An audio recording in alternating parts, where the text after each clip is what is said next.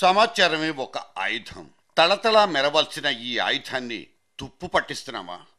రెండు వైపులా పదునున్న ఈ ఆయుధానికి ఒక బ్రహ్మాస్త్రమనో ఇంకో పాశుపతాస్త్రమనో పేర్లైతే పెట్టుకున్నాం కానీ దానో చట్టంగా మార్చుకుని మన బీరువాల్లోనూ డ్రా సొరుగుల్లోనూ పడేసో లేదా అటకెక్కించో చేతులు దులిపేసుకుంటున్నామా అనిపిస్తుంది. పారదర్శకంగా ఉండాల్సిన ఆ కొంత సమాచారం కూడా పరారైపోతుంటే సదరు పగటి దొంగల్ని పసిగట్టాల్సిన అవసరాన్ని గుర్తు చేసుకోవాల్సిన ఎమర్జెన్సీ సిచ్యువేషన్ ఇవాళ కనిపిస్తోంది. A small wake-up call.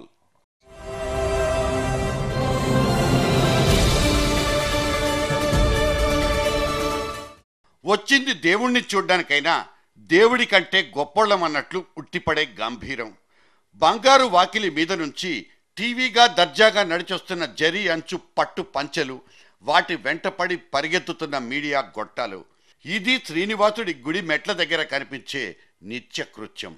శ్రీవారి దర్శనం చేసుకున్న ఫలానా వివిఐపీలు అంటూ మల్టీ కలర్లతో మెరిసిపోయే ఫోటోలు, వీడియోలు, ఒక్కోసారి హెడ్లైన్లతో సహా సన్మానించుకునే టీవీలు, పేపర్లు. సదరు ప్లే టైంని, ఆ కాస్తంత జాగాని ఒక సొగసైన సామాజిక కారణం కోసం ఖర్చు పెట్టొచ్చు కదా అన్నది ఎప్పటినుంచో మీడియాను గుచ్చుకుంటున్న ఒకానొక అభియోగం.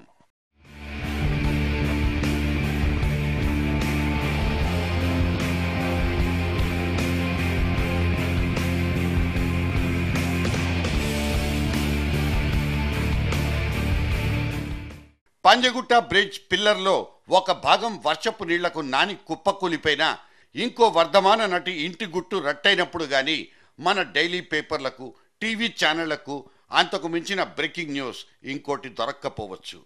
దేనికెంత మైలేజ్ అన్న లెక్కలన్నీ అక్కడ అడ్డంగా గల్లంతైపోతుంటే లైవ్ టెలికాస్ట్లు ఇచ్చే ఓబీ వ్యాన్లన్నీ వీధి కుక్కల్నెత్తుకెళ్లే మున్సిపాలిటీ బళ్లలాగానే కనిపిస్తాయి.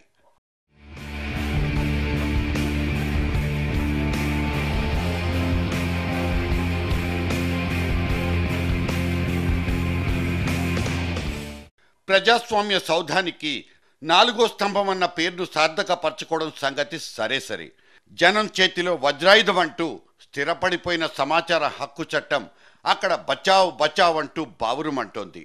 దాన్ని బయటికి లాగి స్వేచ్ఛను ప్రసాదించాల్సిన బృహత్తర బాధ్యత ఖచ్చితంగా మీడియా మీదే ఉంది, ఉండాలి కూడా. 5 రూపాయల దరఖాస్తుకి 100 కోట్ల విలువైన ప్రభుత్వ సమాచారం దొరికే సువర్ణావకాశం అరచేతికి దొరికిపోయినా దాన్ని అడ్డంగా మింగేస్తున్న బకాసుర శక్తుల్ని అడ్డుకునే యుక్తి మాత్రం ఇక్కడెవరికీ లేకపోయింది. సరిగ్గా ఇక్కడే మీడియా మేలుకోవాలనేది, అసహాయంగా నిలబడ్డ ఆర్టీఐకి ఆసరానివ్వాలని కోరుకునేది. నిజం చెప్పుకోవాలంటే ఒక్కటి కాదు, ఇక్కడ అన్ని కళ్ళు మూసుకుపోయి పాలు తాగే నల్లపిల్లులే. పచ్చిగా పారదర్శకంగా బతుకుదామన్న చిత్తశుద్ధి ఏ ఒక్క విభాగానికి లేదు. సమాచార హక్కు చట్టం పరిధిలోకి రాకుండా ఒక్కొక్క వ్యవస్థ చల్లగా జారుకుంటున్న వైనాలు ఒక్కటా రెండా?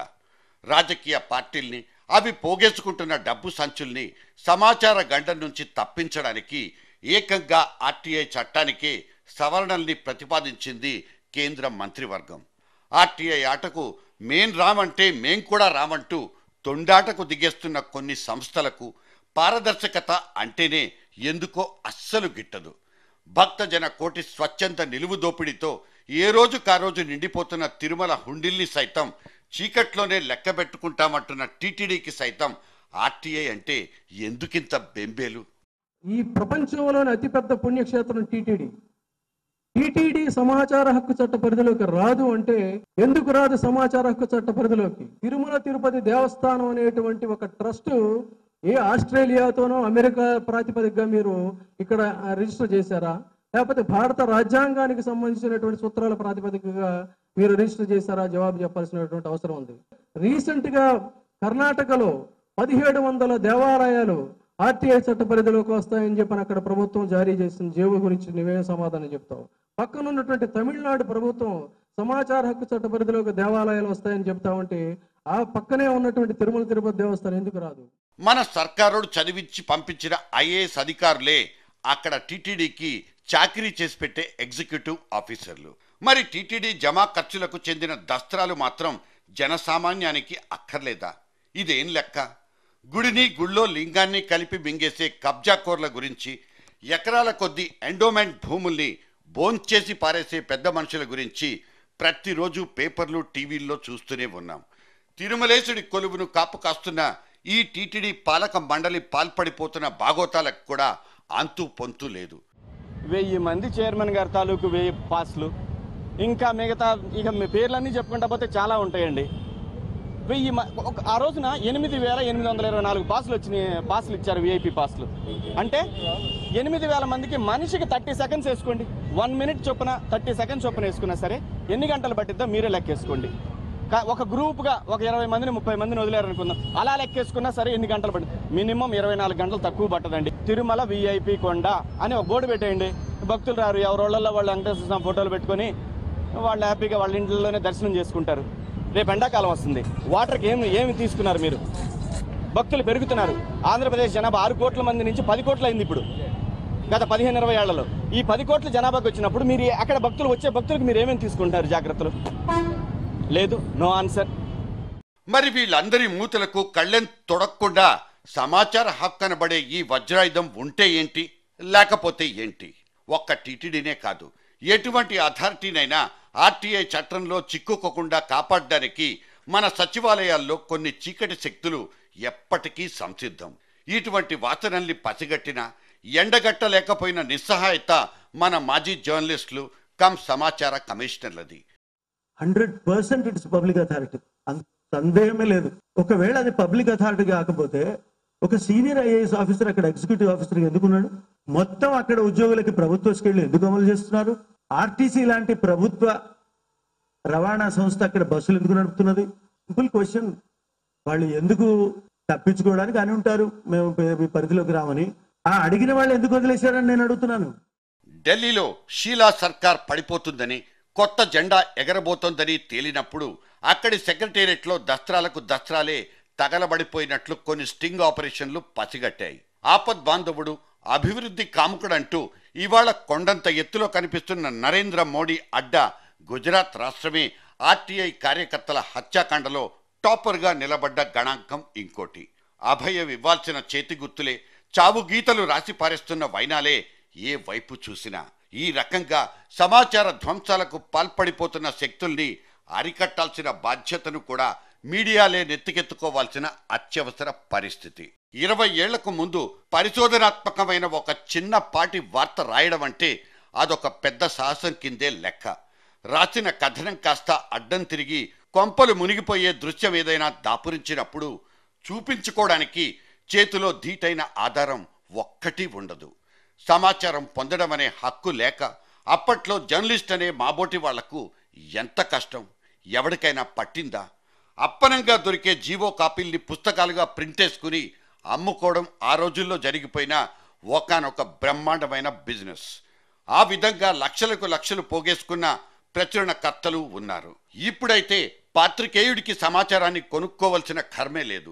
గవర్నమెంట్ జారీ చేసే తాకీదొక్కటే కాదు, పోలీస్ ఎఫ్ఐఆర్, సిబిఐ ఛార్జ్షీట్, చివరకు డాక్టర్ ఇచ్చే పోస్ట్ మార్టం రిపోర్ట్ దాకా అడిగిందే తడవు. ఏదైనా ఇట్టే దొరికిపోతుంది.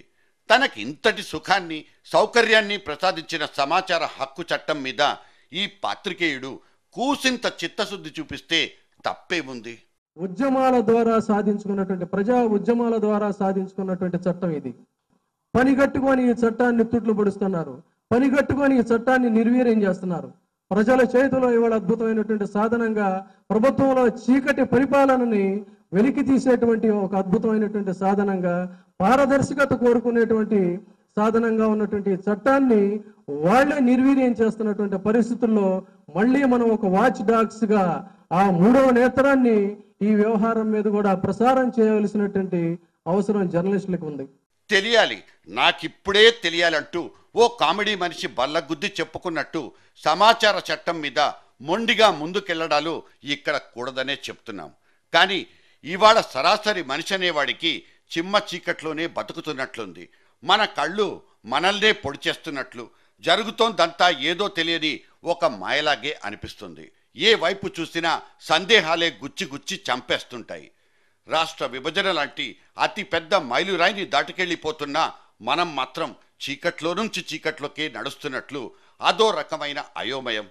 అంతటా గూడు పుఠాణి గందరగోళం. టీబీల మీద ఓటింగ్ ఉంటుందని కొంతమంది, ఉండబోదని ఇంకొంతమంది, అసలు ఇంతకీ ఉంటుందా ఉండదా అంటే అక్కడ ఉలుకు పలుకు లేదు. అన్ని వ్యవస్థలు భ్రష్టం.